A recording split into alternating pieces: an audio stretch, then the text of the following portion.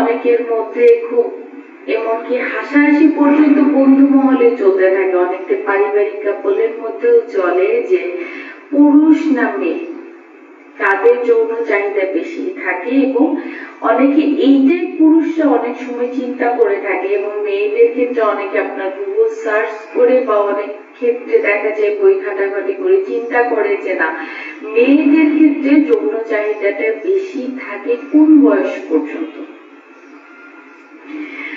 আজকে এই বিষয় সম্পর্কে আপনাদেরকে ছোট একটা ইনফরমেশন দিব, যেটা দেখা গেছে একটা গবেষণায় টেক্সাস ইউনিভার্সিটির একদল স্টুডেন্ট আপনার বিভিন্ন বয়সী মেয়েদেরকে নিয়ে একটা গবেষণায় চলে আসে। তারা 3টা ভাগে মেয়েদেরকে ভাগ করে। একটা দেখা যায় যে আপনার যে বয়স থেকে মেয়েদের সাধারণত শারীরিক বৃদ্ধিটা শুরু হয়, সেইখান থেকে যেমন 16 বছর বয়স থেকে 23 বছর বয়স পর্যন্ত একদলকে ভাগ করা হয়।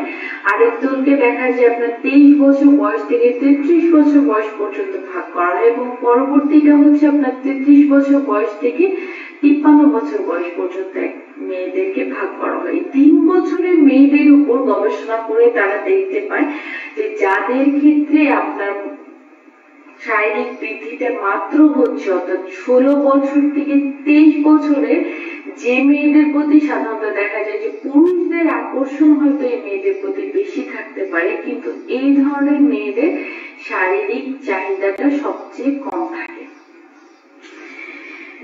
এদের তুলনায় যারা 23 থেকে 33 বছর বয়সে পৌঁছায়, তখন দেখা যায় যে তাদের এদের থেকে শারীরিক চাহিদাটা অনেকাংশেই বেড়ে যায়। তো অনেকে দেখা যায় যে এই বয়সটাকে অনেকে চিন্তা করে যে এটা হচ্ছে বিয়ের উপযুক্ত সময়।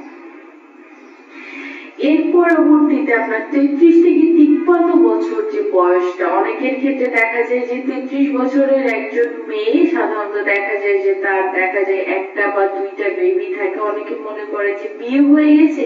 ছেলেদের ক্ষেত্রে এটা স্পেশালি হয় যে বিয়ে হয়ে যাওয়ার পর অনেক পুরুষদের ক্ষেত্রে অনেকাংশে আপনার যৌন চাহিদাটা কমে আসতে পারে, কিন্তু ওই গবেষণায় দেখা গেছে যে 33 বছরের পরে যে নারীরা থাকে তাদের যৌন চাহিদাটা সবচেয়ে বেশি পরিমাণে থাকে।